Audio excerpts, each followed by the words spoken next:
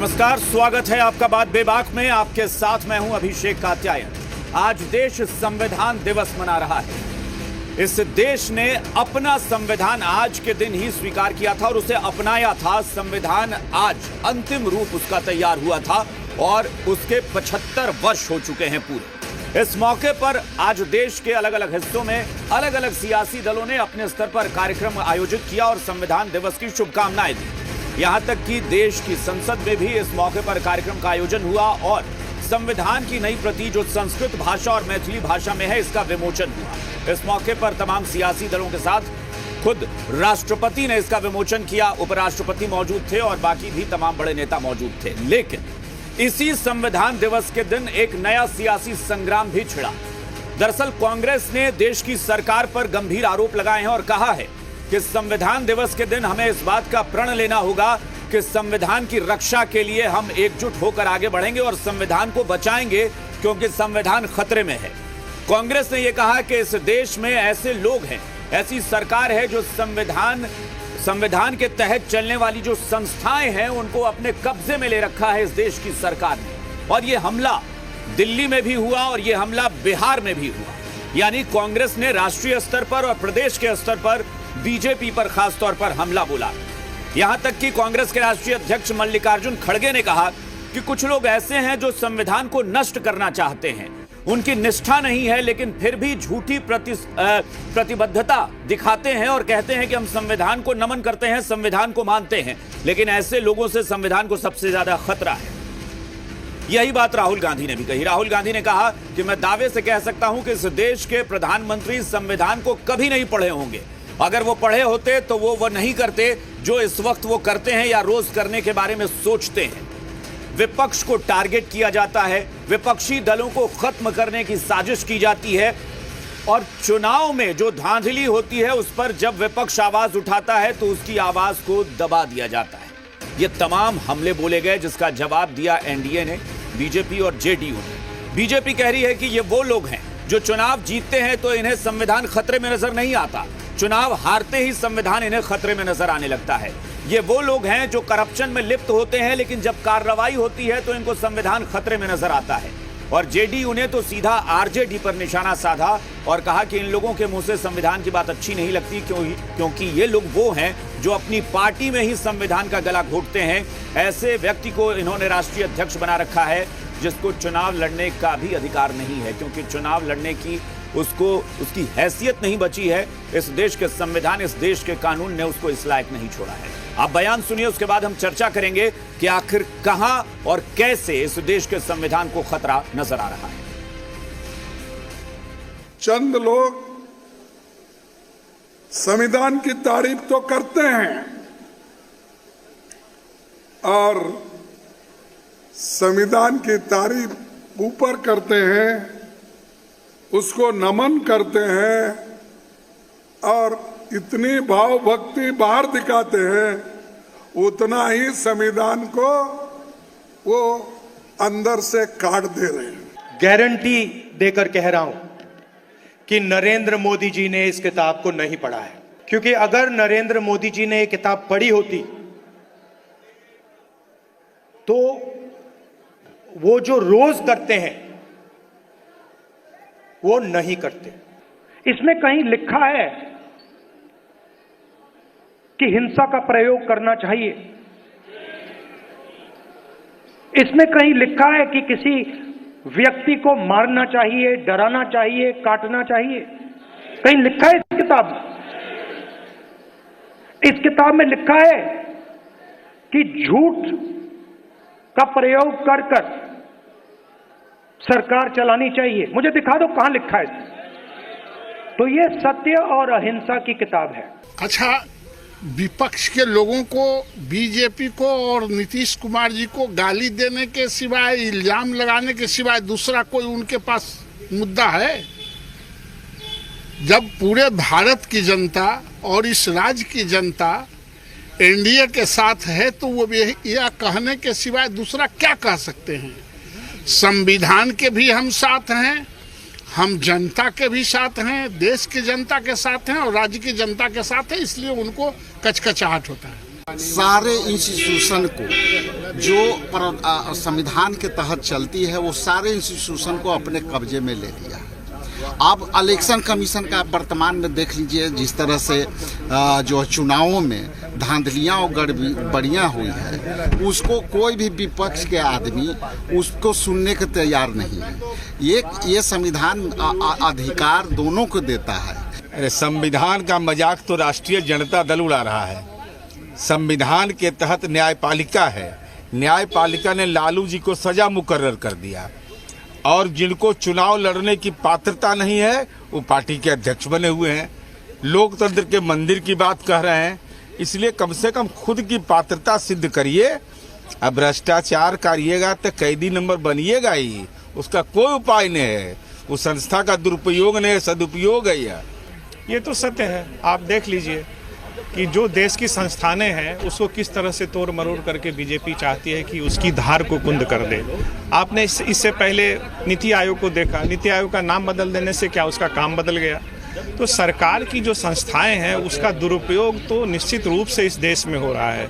आप देख लें, सीबीआई को देख लें कितना दुरुपयोग हो रहा है, ईडी को देख लें कितना दुरुपयोग हो रहा है। उतना ही नहीं, संस्थाओं का नाम बदलकर उसको ओल्ड वाइन को न्यू बॉटल में करना चाह रहे हैं। तो इससे देश तो चलना नहीं है। देश चलेगा संविधान के नियम से, देश चलेगा कानून से, देश चलेगा लोकतंत्र की मर्यादा से। तो सुना आपने कि क्या कुछ कहा गया है। और चूंकि ये इत्तेफाक आप कह लीजिए कि अभी अभी हाल में ही महाराष्ट्र और झारखंड के चुनाव परिणाम आए हैं, उसके ठीक 3 दिन बाद ये संविधान दिवस पड़ा है, तो जाहिर तौर पर चुनाव को लेकर खासतौर पर कांग्रेस हमलावर हो गई और कह रही है कि जो धांधली हुई है चुनाव में उसको लेकर हम लोग शिकायत करते हैं तो सुना ही नहीं जाता है, बल्कि विपक्ष का मुंह बंद करने की कोशिश की जाती है। तो आज चूंकि संविधान दिवस है तो हमें लगा कि इससे बेहतर चर्चा नहीं हो सकती है कि इस देश में संविधान को खतरे में बताया जा रहा है या संवैधानिक संस्थाओं को, इसी पर आज बहस हो। तो संविधान, संस्था और संग्राम, इसी पर आज हम बात करेंगे। हमारे साथ जो मेहमान हैं उनसे आपका परिचय कराते हैं। सत्ता पक्ष से बिहार बीजेपी के प्रवक्ता पीयूष शर्मा हमारे साथ हैं। लोक जनशक्ति पार्टी रामविलास से पार्टी के प्रवक्ता विनीत सिंह हैं। विपक्ष से आरजेडी के प्रवक्ता एजाज अहमद और विकासशील इंसान पार्टी के प्रवक्ता नीलाव कुमार हमारे साथ हैं। इसके अलावा राजनीतिक विश्लेषक सरोज सिंह हमारे साथ जुड़े हैं। आप सबका बहुत बहुत स्वागत है और आप सबको संविधान दिवस की बहुत सारी शुभकामनाएं। संविधान पर आज चर्चा के लिए हम लोग बैठे हैं। एजाज साहब, शुरुआत आपसे। सवाल यह है कि इस देश में संविधान खतरे में कहां दिख रहा है और कैसे दिख रहा है? यह पहला बेसिक सवाल जो आप लोग आरोप लगा रहे हैं, उसके बाद और भी सवाल होंगे। जी एजाज जी।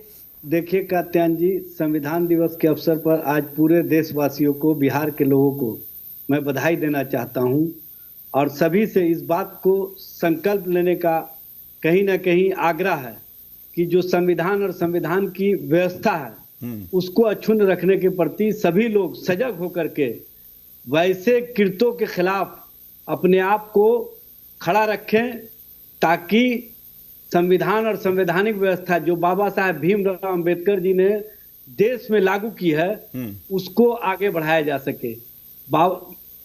कात्यायन जी, बाबा साहेब भीमराव अंबेडकर जी ने कहा था कि जो संविधान का दस्तावेज है ये पवित्र दस्तावेज है और इसको जो चलाने वाले लोग हैं उनको पूरी निरपेक्षता के साथ, पूरी तरह से कहीं ना कहीं समाज के अंदर, समाज के बीच में जो वातावरण का निर्माण होना चाहिए उस दिशा में काम करना चाहिए। लेकिन आप देख रहे हैं लगातार किस तरह से संविधान और संवैधानिक संस्थाओं का दुरुपयोग किया जा रहा है, किस तरह से सरकार के स्तर से संवैधानिक व्यवस्था को कहीं ना कहीं छिन्न भिन्न का प्रयास किया जा रहा है। संविधान में जो संस्थाओं को अधिकार दिया गया है उसमें निरपेक्ष रहकर काम करने की व्याख्या की गई है। लेकिन अफसोस की बात है कि आज जितने भी संवैधानिक संस्थाएं हैं, चाहे वो जांच एजेंसियां हों, चाहे चुनाव आयोग हो, चाहे अन्य संस्थाएं हों, उनका किस तरह से दुरुपयोग हो रहा है।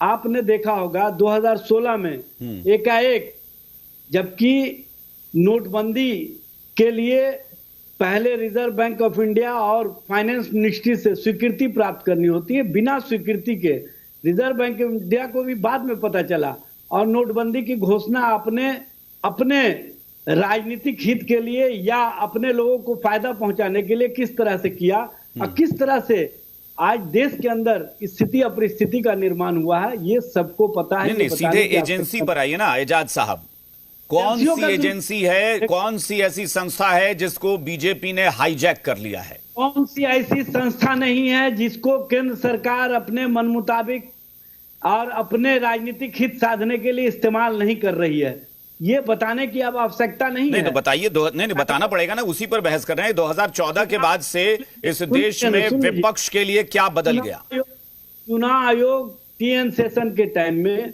या अन्य लिंगदो थे या अन्य जो शरीफ कुरैशी थे या अन्य लोग थे, तो उस समय चुनाव आयोग की जो गरिमा थी, चुनाव आयोग का जो स्टेटस था, वो लगता था कि सही माने में निरपेक्षता के साथ काम हो रहा है। लेकिन आज स्थिति क्या है? क्यों 2014 नहीं 2014 के बाद से इस देश के विपक्षी दलों ने कोई चुनाव नहीं जीता, इसका मतलब है ना?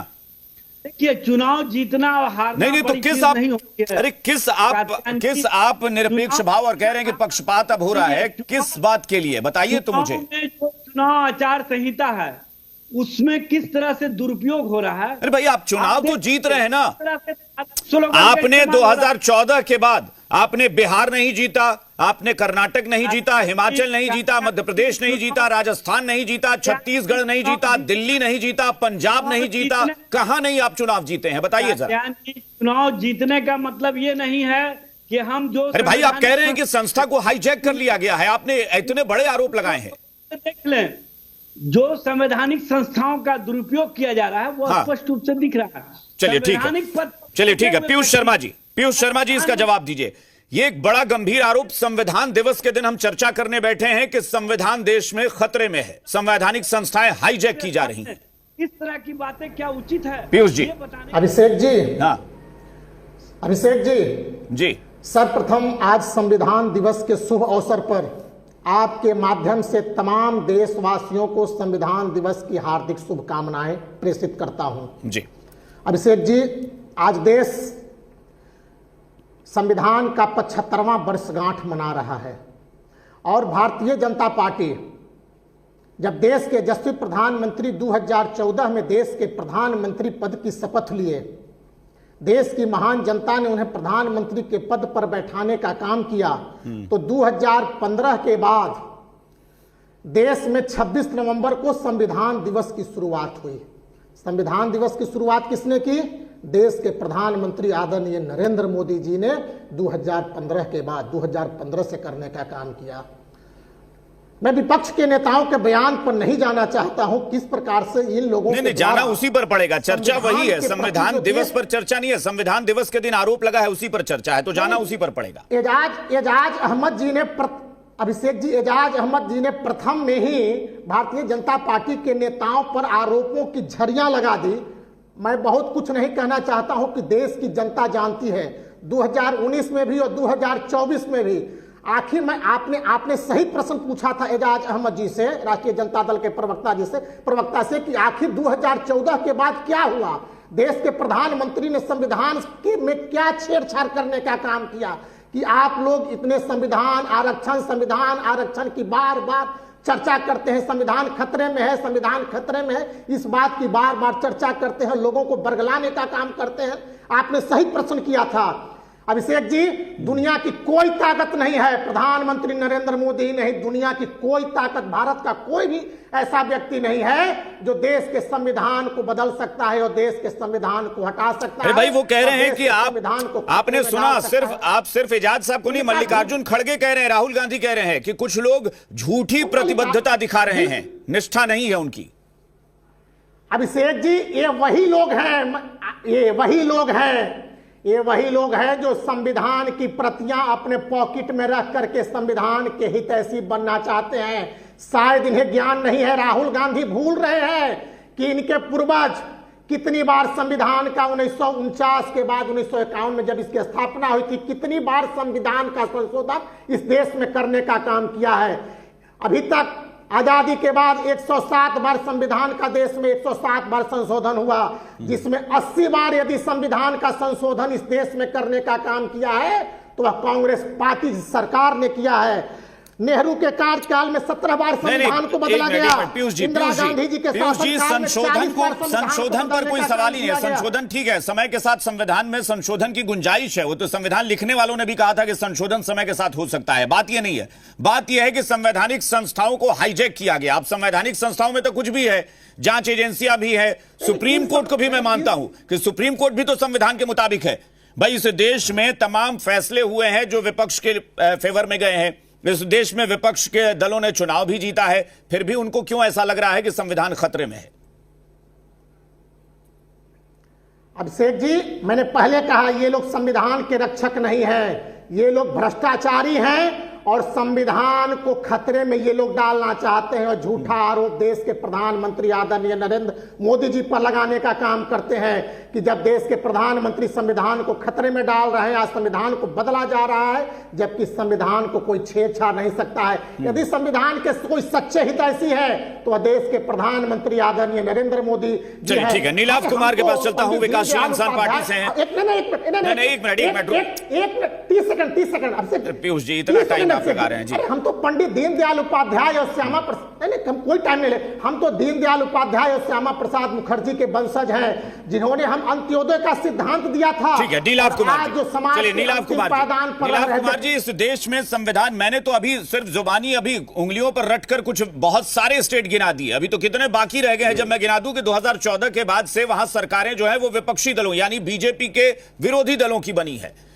तमाम ऐसे फैसले आए हैं अदालतों से जो विरोधी दल के नेताओं के, अभी विपक्ष कह रहा है कि भाई जांच एजेंसी का दुरुपयोग हो रहा है, तमाम ऐसे नेताओं पर कोई ना कोई एक्शन हुआ है, गिरफ्तारी हुई है या उन्हें पकड़ा गया है और उसके बाद उन्हें जमानत मिली है।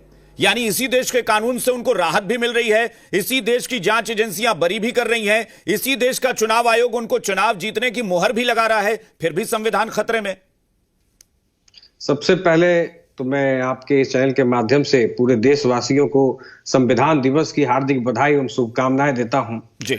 और अभी हमारे बीजेपी के प्रवक्ता भाई ने कहा कि जो तमाम भ्रष्टाचारी और ये तमाम चीजें इन्होंने कही, तो सबसे पहले जब 2014 यानी इनकी सरकारें जब बनी है यहाँ पे देश में, उससे पहले ये बहुत बड़ी बड़ी लांछन लगाया इन्होंने विपक्ष पे कि ये फलाना पार्टी में है, इन पे ये घोटाला है, उन पे वो घोटाला है। तो एक बड़ा प्रश्न चिन्ह उठता है कि वो तमाम नेता जिन पर भ्रष्टाचार के आरोप थे उसकी लंबी लंबी लिस्ट है, जिसमें अजीत पवार भी जी आते हैं, उन पर सिंचाई घोटाला था। जैसे ही उन्होंने भाजपा गठबंधन को उन्होंने ज्वाइन किया, जांच बंद हो गई। शुभेंदु अधिकारी जी थे, उन पे जांच चल रहा था शारदा घोटाला का, उनको क्लीन चिट मिल गई। मुकुल राय जी पे क्लीन चिट मिल गई शारदा घोटाले में। संजय राठौड़ जी हैं, विजय कुमार गावी जी हैं, छगन भुजबल जी हैं, अजीत पवार जी, नारायण राणे जी हैं, लंबी लिस्ट है। नीलाभ जी लंबी लिस्ट है। लेकिन मेरा ये कहना है, नहीं मैं आप ही को बोल रहा हूं, ऑन रिकॉर्ड कुछ बोल रहे हैं तो सोच कर बोलिएगा। आपने क्लीन चिट शब्द का इस्तेमाल किया है, क्लीन चिट आप ये कह सकते हैं, आप ये कह दीजिए ना कि बीजेपी गठबंधन में जाने के बाद वो जांच बंद क्यों हो गई? नीलाभ जी आप ये कहिए ना कि राजनीतिक मंशा सही नहीं थी, जांच की रफ्तार को धीमा कर दिया गया। आप क्लीन चिट शब्द का इस्तेमाल कर रहे हैं। इस पर बीजेपी का केंद्रीय गृह मंत्री का ऑन रिकॉर्ड है कि किसी में क्लीन चिट हुई है, फैसला ही नहीं आया है। कैसे आपने क्लीन चिट जांच पेंडिंग हो गई ना? उससे पहले तो यही लोग भ्रष्टाचारी बोलते थे। तो मेरा नीलाभ जी मेरा आपसे ही एक सवाल है, राजनीतिक विद्वेष को आप संवैधानिक संकट कैसे बता सकते हैं? बीजेपी और बीजेपी की विरोधी पार्टियों में सियासी लड़ाई हो सकती है, लेकिन आपने यह कैसे कह दिया कि संविधान खतरे में? आज आप खुद सोचिए ना कि जितनी भी जांच एजेंसियां हैं वो सरकार के अंदर हैं। हाँ। और सरकार उनसे मन मुताबिक काम करा रही है, तो हाईजैक ही हुआ ना। तमाम जो सरकारी एजेंसियां हैं वो तो हाईजैक्ड हैं। उनसे अपने मंशा के हिसाब से काम कराया जा रहा है। काम कराने में ये है ना कि भाई क्लीन चिट दिलवा दिया गया एजेंसी से, जो आप बार बार बोल रहे हैं क्लीन चिट नहीं दिलवाया गया ना।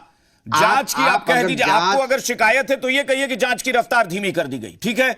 देखिए ये एक राजनीतिक विद्वेष अलग मामला है और संवैधानिक संकट अलग मामला है नीलाभ जी पहले तो संवैधानिक संकट ही है ये। संवैधानिक संकट कैसे है की पेंडिंग हो जा रही है, संवैधानिक संकट उस दिन हो जिस दिन आपने कहा कि विपक्ष की आवाज बंद कर दी गई। संवैधानिक संकट तब हो जब आप चुनाव नहीं जीत रहे हैं। संवैधानिक संकट तब हो जब आपको कोर्ट से जमानत नहीं मिल रही, आप बरी नहीं हो रहे हैं। माना देखिए, चुनाव जीतना न जीतना ये जनता, देवतुल्य जनता जनार्दन के हाथ में है। क्यों अभी कांग्रेस कह रही है कि चुनाव में धांधली हो रही है? अभी कांग्रेस का बयान है कि चुनाव में धांधली हो रही है इसलिए संकट है। धांधली हो रही है तो फिर आप जीत कैसे रहे? जितनी भी संस्थाएं हैं, अगर वो ईमानदारी से नहीं काम कर पा रही हैं, उन पर प्रेशर है, अगर सरकार के ऊपर से दबाव है, तो वो तो आप जानते ही हैं कि जो भी पार्टियां अगर सरकार में हैं तो दुरुपयोग कर रही हैं इस तरीके का, वो तो दिख रहा है। नीलाभ जी, चित भी मेरी पट भी मेरी वाली चीज नहीं होती सियासत में। मैं फिर कह रहा हूं, दोनों चीज मत बोलिए। अगर आपने कहा कि चुनाव में धांधली हो रही है तो कोई भी बीजेपी का विरोधी दल चुनाव कैसे जीत रहा है देश में? संविधान अगर आज खतरे में नहीं है, कैसे नहीं है? आज इन्हीं के सत्ता पक्ष के तमाम नेता लोग ने कहा कि जो है बीजेपी 400 पार होगी तो हम जो है संविधान को जो है बदल देंगे, ये करेंगे, वो करेंगे। ऑन रिकॉर्ड है, बहुत रिकॉर्ड है, और इसका जवाब जनता ने इनको दिया। बहुत सही बात आपने कही, बहुत सही बात कही। बीजेपी के नेताओं ने कहा आपको गलत लगा ना, आपको लगा कि गलत है ये बयान? बिल्कुल। तो जनता ने भी जनता ने उसके बदले में बीजेपी को सजा दी, ये आप मानते हैं? बिल्कुल। तो सजा दी तो फिर संविधान खतरे में कैसे है? उसी संविधान के तहत चुनाव हुआ, उसी में बीजेपी को जनता ने सबक सिखाया आपके मुताबिक, तब संविधान खतरे में नहीं है। अब बीजेपी की सीट अगर बढ़ गई, चुनाव जीत गई तो संविधान खतरे में आ गया। देखिए, जनता जनार्दन, देवतुल्य जनता जनार्दन ने 400 पार के इनके रथ को रोका, इनकी गलत मंशा को रोका, और संविधान को जनता ने बचाया। भाई साहब, मैं भी वही कह रहा हूं, तब तो कहिए ना कि संविधान बहुत मजबूत है। तब क्यों कह रहे हैं कि संविधान खतरे में? मजबूत है तभी तो जनता ने रोका। क्योंकि आप सुनिए, हमारा संविधान समानता का हमें अधिकार देता है। आज से नीतीश कुमार जी की बिहार में सरकार थी, उन्होंने निषाद आरक्षण के लिए अनुशंसा किया था। बात को डाइवर्ट मत कीजिए। ये सरकार आरक्षण खत्म करना चाहती है। ये चुनाव आयोग बीजेपी के इशारे पर चल रहा था तो 240 को 340 कर लेती बीजेपी। अगर चुनाव आयोग बीजेपी के कंट्रोल में था तो 240 को 340 कर लेती बीजेपी। क्या कर लेते आप? देखिए, ये सरकार संविधान विरोधी है, आरक्षण विरोधी है। निषाद आरक्षण हमारे पार्टी का एजेंडा है। नीतीश कुमार जी ने अनुशंसा करके भेजा और इन लोगों ने जो है ठंडे बस्ते में डाल दिया। जवाब दीजिए भाई, मुझे समझ में नहीं। और मैं चाह रहा था कि आज संविधान दिवस है, इस पर बहस हो कि संविधान खतरे में कहां है। भाई, चुनाव आप जीत रहे हैं तो कह रहे हैं कि नहीं, हमको कोई मतलब नहीं। चुनाव हम जीत रहे हैं इसका मतलब यह नहीं कि संविधान खतरे में नहीं है, तब भी खतरे में है। चुनाव जीत रहे हैं, कोर्ट आपको बरी कर रहा है, कोर्ट आपको जमानत दे रहा है, तो फिर खतरे में कहां है?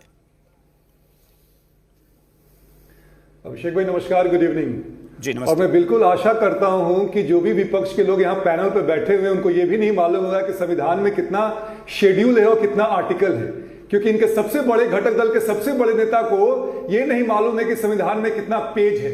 वो खाली संविधान लेके चलते हैं और संविधान की ऐसी बेइज्जती करते हैं। मैं आपको 2 लाइनें कह के ना अपनी बात को औपचारिक रूप से शुरू करूंगा कि एक बड़े उम्दा शायर है, कहते हैं कि क्या साफ करना था, क्या साफ करता है, कचरा आंख में थी और चश्मा साफ करता है। ये जो चश्मा का फ्रेम है ना, प्योर इनका सियासत वाला है और गंदी सियासत वाला। लेकिन जनता इस इत्तेफाक नहीं रखती है। अभिषेक भाई, हम बताएंगे आपको कि संविधान का कहां हनन हुआ।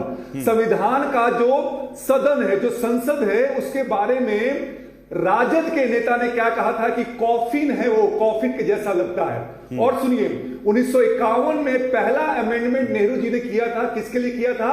आप पे कंट्रोल लगाने के लिए, restriction on freedom of press. पहली बात।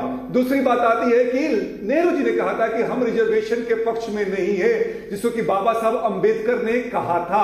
तीसरा, 1975 में इमरजेंसी किसने लगाया? उस समय संविधान तार किसने किया था? जरा इस पर बात बताएंगे। और आखिरी में एक बात कह दूं कि यही बाबा साहब अंबेडकर, जिसको कि हम लोग फादर ऑफ इंडियन कॉन्स्टिट्यूशन कहते हैं, 1989 से पहले एक उनका फोटो तक भी सेंट्रल हॉल में नहीं था। अभिषेक भाई, हमारे नेता रामविलास पासवान के एफर्ट के कारण उनका लगा। और तो सुनिए, ऐसे अंबेडकर को 2 बार, 1 बार नहीं 2 बार चुनाव हराया, और जब उनकी मृत्यु हो जाती है तो उनके लिए एक जगह तक दिल्ली में नहीं दिया जाता है। ये आप संविधान बचाने का बात कर रहे हैं और काम कर रहे हैं। इनका आशय सिर्फ यही है कि अगर हमारे मुताबिक काम हो। और आपने बखूबी में अपने शुरुआती उद्बोधन में कहा है कि इनके पक्ष में भी, चाहे सुप्रीम कोर्ट हो, बुलडोजर रखने की बात हो या राहुल गांधी की सदस्यता बहाल करने की बात हो, सब जगह इनके पक्ष में गया है। नहीं, मैं बिहार की बात कर रहा हूं। बिहार में आप देखिए ना, संविधान की बिहार में आप देखिए ना, तेजस्वी यादव के आवास पर, राबड़ी देवी के आवास पर कई बार छापा पड़ा, लेकिन अभी तक जितने मामले चल रहे हैं हर बार उन्हें जमानत मिल रही है। ऐसा तो है नहीं कि जबरदस्ती पकड़ के किसी ने जेल में डाल दिया। अरे अभिषेक, अगर संविधान खतरे में है तो फिर जबरदस्ती हथकड़ी लगाकर बंद कर दिया जाए। ये आईपीसी और सीआरपीसी क्या है? संविधान का बाई प्रोडक्ट तो है ना। तो एजाज जरा बताएंगे कि इनके राष्ट्रीय अध्यक्ष जो बैठे हुए और घूम रहे हैं वो किसके बदौलत है? ये संविधान के बदौलत तो है ना। तो कृपया करके बरगलाइए नहीं। जनता ने आपके आर पार देख लिया है और इसीलिए हर बार आपको हरवाया जा रहा है और आगे भी ये बदस्तूर जारी रहेगा। संविधान की अगर इज्जत करना है तो संवैधानिक संस्थाओं, अब बात कर रहे हैं ईडी सीबीआई की, एक बार बताइए सर, सीबीआई जो लालू प्रसाद यादव को गिरफ्तार करती है किसके कहने पे? हाई कोर्ट के कहने पे गिरफ्तार करती है। कहीं भी वो छापा पड़ता है तो इनके नेताओं के पास पैसा मिलता है। तो क्या ये सही है या छोड़ दिया जाए इनको ईडी सीबीआई के द्वारा?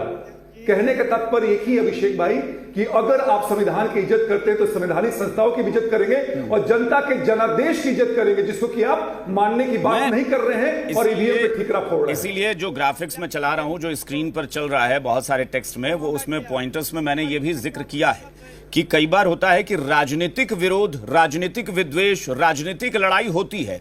राजनीतिक लड़ाई को अब संवैधानिक संकट से आप उसकी तुलना नहीं कर सकते। राजनीति में तो होता ही, बीजेपी क्यों चाहे कि उसके विरोधी दल बहुत मजबूत हो, कांग्रेस क्यों चाहेगी कि उसके विरोधी दल मजबूत हो, ये तो सियासी लड़ाई है। इसको संवैधानिक संकट कैसे कह सकते हैं? और मैं इसका उदाहरण भी दूंगा। सरोज जी के पास चलता हूं। सरोज जी, मैं 2015 का महागठबंधन का उदाहरण देता हूं। जब यही आरजेडी के लोग या कांग्रेस के लोग कहते हैं कि नीतीश कुमार महागठबंधन में गए तो बीजेपी के नेताओं ने कहा कि नीतीश कुमार बहुत सारे घोटालों में संलिप्त हैं और गिनवाए गए थे। विनीत जी तो ईडब्ल्यूएस के माध्यम से अपना राजनीतिक लाभ ले रहे हैं।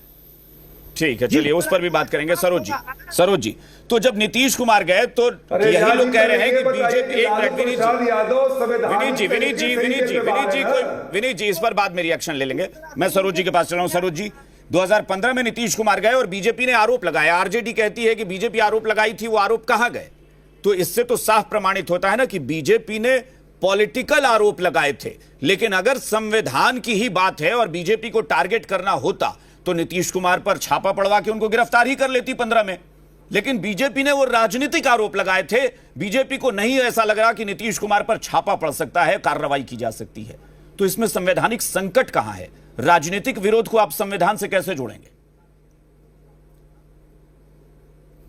देखिए, संकट यहीं से शुरू होता है कात्यायन भाई कि जब आपने कहा ना कि एक पॉलिटिकल लड़ाई है और एक संविधान के संकट वाली बात है, इसका घालमेल करने की कोशिश हो रही है।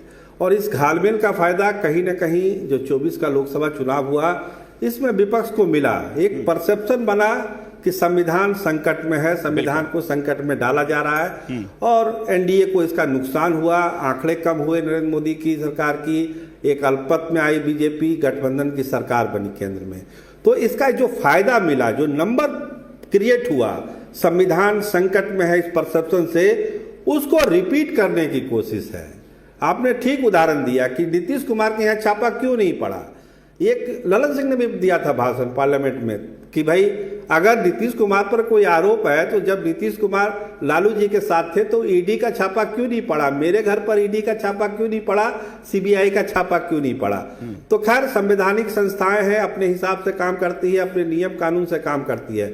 लेकिन जो एक तात्कालिक फायदा मिला है 24 के चुनाव में दोनों के घालमेल का, कि एक संविधान संकट का एक प्रोपगंडा कर लीजिए, परसेप्शन कर दीजिए, जो नाम दे दीजिए इसको राजनीतिक फायदे के लिए, उस फायदे को विपक्ष जो है, जो महागठबंधन की पार्टियां हैं या इंडिया ब्लॉक, जो भी नाम आप लोग देते हैं, उसमें उनको लगता है कि ये कैसेट दोबारा बज सकता है और उसी कैसेट को बजाने की जरूरत है। ये लोग कोशिश कर रहे हैं। तो ऐसा है ना कि अगर सही में लड़ाई संविधान बचाने की होती है। सरोज जी, कैसेट तो ऐसा है ना कि अब मल्लिकार्जुन खड़गे तो अब लोगों की अंतरात्मा में झांकने लगे। अब तो वो ये तक बता रहे हैं कि किसके दिल में संविधान के प्रति सम्मान है और कौन ऊपरी मन से कर रहा है।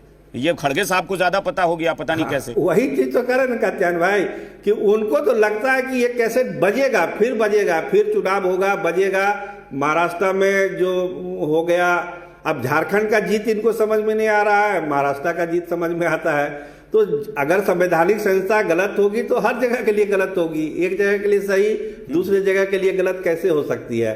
तो कहीं ना कहीं से इसमें दोनों को अंतर रखना चाहिए। जिस चुनाव का उदाहरण दिया जा रहा है कि जिस चुनाव में बीजेपी ने कहा कि संविधान बदल देंगे, मैंने इसीलिए कहा ना कि उसी 2024 के चुनाव में अगर संविधान पर और संवैधानिक संस्थाओं पर कब्जा ही करना होता तो 240 को 340 बीजेपी कभी भी कर लेती, अगर ये करना होता या हो जाता तो। जी जी, एकदम हो सकता था, एकदम हो सकता था कि जब सरकार उस लेवल पर उतर जाएगी तो कुछ भी कर सकती है। तो फिर वो 32 सीटों का जो गैप रह गया उसको भरने में कितना समय लग जाता वो सरकार को। लेकिन ऐसा होता नहीं है, एक परसेप्शन क्रिएट करने की कोशिश होती है, उसका राजनीतिक फायदा का अनुमान किया जाता है कि अनुमान फायदा हमको हो सकता है। तो एक बार फिर ये कोशिश हो रही है। लेकिन आज संविधान सभा इतना महत्वपूर्ण दिन है आज, तो इसमें हम लोगों को एक बार रिकंसीडर, सारे लोगों को, पत्रकारों को भी, नेताओं को भी, पार्टियों को ये सोचना चाहिए कि जो संवैधानिक संस्था जो इज्जत डिजर्व करती है, उस जो सम्मान डिजर्व करती है, उसको आप दीजिए। अगर कहीं दिक्कत है, अगर सही मायनों में, तो जरूर मुद्दा उठाइए कि ऐसा नहीं हो रहा है। लेकिन दोहरा मापदंड नहीं, एक जगह के लिए सही दूसरे जगह के लिए गलत, बिल्कुल। और इसीलिए मैंने उदाहरण गिनवा लिया ना कि हम लोग अगर बिहार की बात कर रहे हैं तो बिहार में क्या 2014 के बाद महागठबंधन की सरकार नहीं बनी? बिहार में क्या झारखंड में नहीं बनी? छत्तीसगढ़ में, राजस्थान में, इसीलिए मैंने सब गिनवा दिया। छत्तीसगढ़ हो, राजस्थान हो, मध्य प्रदेश हो, कर्नाटका हो, तमिलनाडु हो, केरला हो, अभी झारखंड में सरकार बन रही है, जेएमएम की, जेएमएम प्लस की सरकार झारखंड में बन रही है। झारखंड का भी मैंने नाम लिया। वही मैं कह रहा हूं ना कि भाई सरकारें कैसे बन रही हैं अगर संविधान ही खतरे में है और चुनाव आयोग खास तौर पर कहा जा रहा है कि कब्जा कर लिया बीजेपी ने। जी जी, चलिए एजाज जी के पास फिर है नहीं जी। एजाज जी, हमने कहा ना रिकंसीडर करना चाहिए सब लोगों को। ये सवाल मैंने सरोज जी से भी लिया और वो कह रहे हैं कि नहीं, ये परसेप्शन क्रिएट किया जा रहा है। और कीजिए, राजनीतिक आरोप प्रत्यारोप होना भी चाहिए, ये अच्छी बात है, लेकिन संविधान को बार बार हथियार क्यों बनाया जाए? अगर आप सम्मान करते हैं तो वो भी तो सम्मान करें कि बार बार आप संविधान ही को बीच में ले आते हैं राजनीति में। देखिए कात्यायन जी, संविधान पर किस तरह से संकट की स्थिति है ये स्पष्ट रूप से दिखता है। भारत के प्रधानमंत्री नरेंद्र मोदी जी भोपाल की सभा में क्या बोले? देश का सबसे करप्ट व्यक्ति अजीत पवार, देश की सबसे corrupt party national corrupt party, और उन्होंने किन किन शब्दों से अलंकृत किया था और कहा था कि 72,000 करोड़ के आरोपी आज जिनका जेल की सलाखों में स्थान होना चाहिए वो गठबंधन के साथ बने हुए हैं। और आप देखें 3 दिन के बाद वही अजीत पवार जब भारतीय जनता पार्टी के खेमे में चले गए तो इनके वॉशिंग मशीन में जाते ही उनको महाराष्ट्र का डिप्टी सीएम बनाने का काम किया गया। और आप जो अभी बोल रहे थे एजाज जी, आपने वही बात बोली जो मैं कह रहा हूं कि वो राजनीतिक मंशा थी, वो राजनीति कर रहे थे। राजनीति अलग चीज है, संविधान अलग चीज है। व्यक्ति को संविधान की संस्था पर बैठा हुआ व्यक्ति जो भारत का प्रधानमंत्री है, नहीं, आपने कैसे कह दिया कि वो भ्रष्टाचारी? हो सकता है वो झूठे आरोप, उनके पास, बीजेपी के पास प्रमाण नहीं था, वो झूठे आरोप लगा रहे थे कि वो किसी तरह से मेरे पास आ जाएं अजीत पवार। ये कौन नहीं जानता है कि ये सब पार्टियां करती हैं? जस्टिफिकेशन मत कीजिए, जस्टिफिकेशन मत कीजिए। अरे जस्टिफिकेशन, मैं आपको झारखंड चुनाव का उदाहरण दे रहा हूं एजाज जी। इसी मंच पर डिबेट में हम लोग बैठे थे। झारखंड चुनाव में उसी बीजेपी ने, उसी चुनाव आयोग ने बीजेपी को चेतावनी दी। आपको पता है किस तरह से दुरुपयोग हो रहा है ईडी के माध्यम से? झारखंड चुनाव में चुनाव आयोग ने बीजेपी को चेतावनी दी थी, इसकी आपको जानकारी है? पहले बताइए। और उनके नाम को डिलीट कर दिया गया, ये क्या सच्चाई नहीं है? मुझे बताएंगे झारखंड चुनाव के बारे में। एजाज जी, आपको पता है कि बीजेपी को चुनाव आयोग ने नसीहत दी और चेतावनी दी थी, इसके बारे में कोई जानकारी है? चुनाव आयोग को किस तरह से कहीं ना कहीं अपने मन मुताबिक इस्तेमाल किया जा रहा है, ये भी सुन लीजिए ना। जब एजाज जी, मैं भी तो आपसे सवाल आप ही से पूछ रहा हूं कि झारखंड के घटना के बारे में पता है कि नहीं? प्रदेश के मुख्यमंत्री योगी आदित्यनाथ जिस तरह की भाषा बोलते हैं, उसके बाद बार बार विपक्षी दलों के नेता जाकर के चुनाव आयोग से मिलते हैं और उनको सारा एविडेंस देने का काम करते हैं कि चुनाव आचार संहिता का उल्लंघन हो रहा है। एक बार भी नोटिस नहीं, एक बार भी चेतावनी नहीं, इसको क्या कहेंगे? आपको बता दें एजाज जी, इसी विपक्ष की शिकायत पर और इन्हीं तरह की याचिकाओं पर इस देश की सर्वोच्च अदालत ने योगी आदित्यनाथ के बुलडोजर एक्शन पर रोक लगा दी। कैसी बात कर रहे हैं? इस देश में कानून अगर नहीं है, संविधान नहीं है, तो ये कैसे हुआ? इस्तेमाल किए, ये बताने की आवश्यकता है क्या? जिस तरह की भाषा प्रधानमंत्री जी के स्तर से, मुख्यमंत्री के स्तर से इस्तेमाल किए गए, क्या ये संविधान और संवैधानिक व्यवस्था का दुरुपयोग नहीं है? बीजेपी संवैधानिक संस्था है क्या? बीजेपी सियासत कर रही है, वो बयान दे रही है, इसमें संवैधानिक संकट कहां आ गया? कर रहा हूं, प्रधानमंत्री या मुख्यमंत्री संवैधानिक है और संवैधानिक पद पर बैठा हुआ व्यक्ति ऐसी भाषा इस्तेमाल वो चुनाव सुनिए वो अरे भाई, ये तो बहुत सिंपल सा लॉजिक है। वो चुनाव प्रचार में अपनी पार्टी के नेता की हैसियत से जाते हैं भाई। इस बात को कब समझेंगे आप लोग? वो बीजेपी के नेता है, वो चुनाव प्रचार अपने कैंडिडेट के लिए करते हैं। ज्यादा ही मत होइए, थोड़ा कम ही होइए। क्या थोड़ा कम होइए? कोई चीज का प्रमाण दीजिए ना। मैं तो बार बार कह रहा हूं, झारखंड में बीजेपी को नसीहत दी गई थी चुनाव आयोग की तरफ से, पता है या नहीं? पहले बताइए। 12 जनपद जो स्वर्गीय रामविलास पासवान जी का आवास था, उसको खाली कराने में बाबा साहब भीमराव अंबेडकर का जो प्रतिमा था, चलिए पीयूष जी, था किस तरह से बूटों से दिल्ली पुलिस ने रौंदा, किस तरह से रामविलास अभिषेक जी, एजाज अहमद जी के नेता लालू प्रसाद यादव जी दिन रात भ्रष्टाचार करने का काम करेंगे और संविधान को खतरे की बात करना चाहते हैं ये लोग। मैं अतीत की बात पर मैं थोड़े से अतीत में जाना चाहता हूं। पीयूष जी, एक आरोप जो बार बार लगता है कि आप विपक्ष को टारगेट करते हैं एजेंसी के जरिए। चुनाव आयोग का तो मुझे कोई प्रमाण ऐसा दिख नहीं रहा है। अब चुनाव आयोग को ये लोग कह रहे हैं, लेकिन मैं चुनाव आयोग से अब इतर हटके अब एजेंसी की बात कर रहा हूं कि विपक्ष को टारगेट किया जाता है। अभिषेक जी, आरोप लगा देने से कोई बात सिद्ध नहीं हो जाती है। लालू प्रसाद यादव जो इनके नेता हैं, एजाज अहमद जी के जो नेता हैं, उन पर सीबीआई का चार्जशीट कब हुआ? जब कांग्रेस की केंद्र में सत्ता थी, कब हुआ? चलिए पीयूष जी, एक मिनट। पीयूष जी, आपको रोकना चाह रहा हूं। बिहार से ही जुड़ी एक बड़ी खबर आ रही है, अच्छी खबर आ रही है युवाओं के लिए। बीपीएससी ने 69वीं संयुक्त परीक्षा का फाइनल रिजल्ट जारी कर दिया है। यह इस वक्त की बड़ी खबर बिहार से आ रही है। बिहार लोक सेवा आयोग ने 69वीं संयुक्त परीक्षा का फाइनल रिजल्ट जारी कर दिया है। 69वीं संयुक्त परीक्षा में 470 अभ्यर्थी पास हुए हैं, सफल हुए हैं। इसमें 2,70,000 के करीब अभ्यर्थी शामिल हुए थे, जिसमें 470 कैंडिडेट पास सफल हुए हैं। उज्जवल कुमार ने परीक्षा में टॉप किया है। 69वीं बीपीएससी संयुक्त परीक्षा में जो टॉपर बने हैं उनका नाम है उज्जवल कुमार। सर्वेश कुमार सेकंड टॉपर हैं और शिवम तिवारी थर्ड टॉपर बने हैं। 2,70,412 अभ्यर्थी शामिल हुए थे। हमारे संवाददाता निषेध इस वक्त हमारे साथ फोन लाइन पर जुड़े हैं। निषेध, बताएं जरा। बिल्कुल अभिषेक जी, 69वीं संयुक्त परीक्षा का फाइनल रिजल्ट बीपीएससी ने जारी कर दिया है और ये एक बढ़िया खबर परीक्षार्थियों को इंतजार भी था। 470 कुल जो कैंडिडेट हैं वो फाइनल परीक्षा में इसमें पास हुए हैं। इसमें फर्स्ट जो टॉपर है, टॉपर का भी नाम सामने आया है, उज्जवल कुमार है।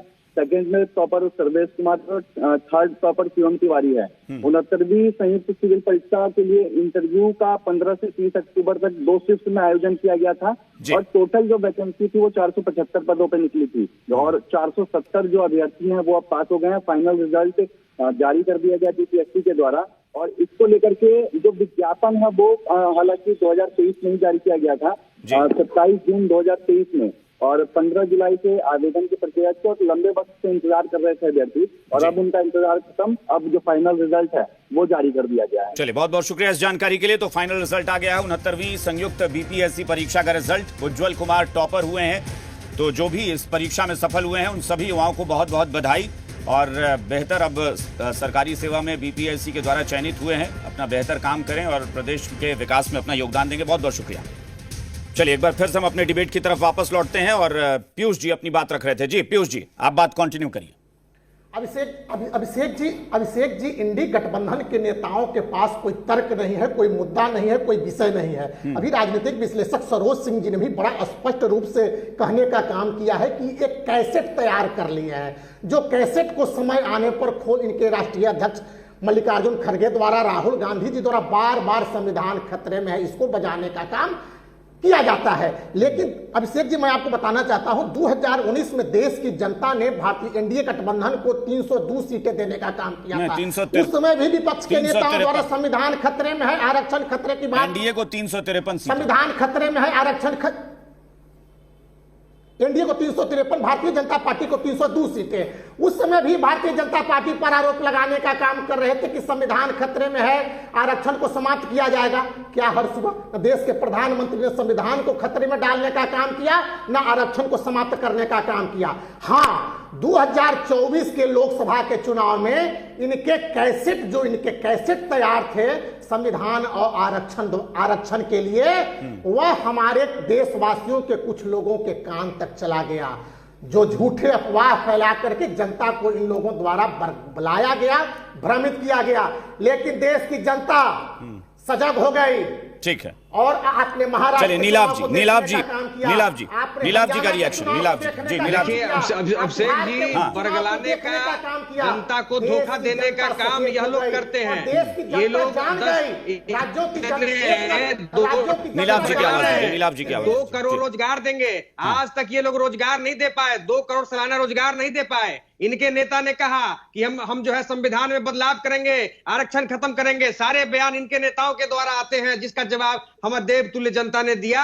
उसके बाद इनके होश ठिकाने आए हैं और ये लोग भ्रष्टाचारी की बात करते हैं। भाजपा के मुंह से भ्रष्टाचारी सब तो अच्छा ही नहीं लगता है। अगर मैं लिस्ट निकाल लूं जिन पर ये विपक्ष के नेताओं पे आरोप लगाते थे, वो तमाम नेता आज इनके बीजेपी के वॉशिंग मशीन में साथ होके एकदम इनके नेता के साथ बैठ के घूम रहे हैं। आज वो भ्रष्टाचारी नहीं है, लेकिन विपक्ष में थे तब वो भ्रष्टाचारी थे। तो ये लोग इनके देखिए, भाजपा के पास कोई एजेंडा नहीं है, काम करने की कोई मंशा नहीं है, और दुरुपयोग तो ये लोग कर ही रहे हैं। नीलाभ जी, इतनी देर से अभी एजाज जी से भी मैं सवाल ले रहा था, मैं बार बार यही कह रहा था जो एजाज जी नहीं सुन रहे थे। मैं कह रहा हूं कि आप बीजेपी को क्यों समझते हैं कि दूध की धुली कोई पार्टी है? भाई वो भी राजनीति ही कर रहे हैं। एक मिनट सुन लीजिए मेरी बात को, वो गलत है, इसमें कोई शक नहीं हो सकता कि उनके भी बयान गलत हो सकते हैं, तभी तो कार्रवाई होती है, तभी तो जनता ने सबक सिखाया। आप खुद कह रहे हैं तो भाई संविधान की ताकत है, तभी तो जनता ने सबक सिखाया। अगर डिक्टेटरशिप होती और संविधान नहीं होता तो फिर जनता उनके मुताबिक चल रही होती। अभिषेक जी, हाँ अभिषेक जी, आपको याद होगा कि नोटबंदी हुई थी, वो डिक्टेटरशिप ही था। आपने बिना किसी प्रॉपर प्लानिंग के आपने जो है अचानक घोषणा कर दिया कि फलाना डेट से ये तमाम नोट खत्म हो जाएंगे और बहुत सारा काला धन हम लाएंगे। कितना काला धन ये लेकर आए? ये इन्होंने मिडिल क्लास की कमर तोड़ने का काम किया। मैं भी तो नीलाभ जी, मैं भी तो वही कह रहा हूं कि आप राजनीति में सरकार गलत फैसले अगर कर रही है तो आप आलोचना कीजिए, कौन मना कर रहा है? भाई यही बीजेपी के नेताओं ने सोशल मीडिया पर बहुत सारे कमेंट डाले थे, बहुत सारी बातें डाली थी। क्या आपको नहीं पता है कि झारखंड चुनाव में इसी चुनाव आयोग ने बीजेपी को कहा कि अगले 24 घंटे में सोशल मीडिया से सारे पोस्ट डिलीट हो जाने चाहिए? भाई चुनाव आयोग ने अगर एक्शन नहीं लिया तो इसको क्या कहेंगे कि बीजेपी से 24 घंटे का अल्टीमेटम देकर सारे पोस्ट डिलीट करवाए गए? अभिषेक जी, आप बार बार घूम फिर के आप एक ही संस्था पर आ रहे हैं। हम विपक्ष कह रही है, संस्था की बात कर रहा हूं। मैं कह रहा हूं कि अगर पॉलिटिकल कोई दुश्मनी में बीजेपी एक्शन ले रही है तो इसी देश की अदालत, इसी देश का कानून विपक्ष के नेताओं को जमानत और बरी भी तो कर रहा है। तभी तो मैं कह रहा हूं कि संविधान है। अभिषेक जी, हमने ये कभी नहीं कहा कि माननीय न्यायालय पे हम लोगों ने उंगली उठाया, ऐसा कुछ नहीं। हम लोगों ने कहा है अगर न्यायालय ने, माननीय उच्च न्यायालय ने कुछ भी किया है तो वो एक स्वतंत्र रूप से उन्होंने किया है, उस पर हमारा कोई टिप्पणी नहीं है। लेकिन सरकारी संस्थाओं में बहुत सारी चीजें आती हैं। आप व्यक्तिगत मत होइए। इस देश के विपक्ष ने क्या कानून पर सवाल नहीं उठाया? क्या इस देश के विपक्ष ने यह नहीं कहा है कि सर्वोच्च अदालत के फैसले को सरकार प्रभावित कर रही है? क्या यह बयान नहीं आया विपक्ष का?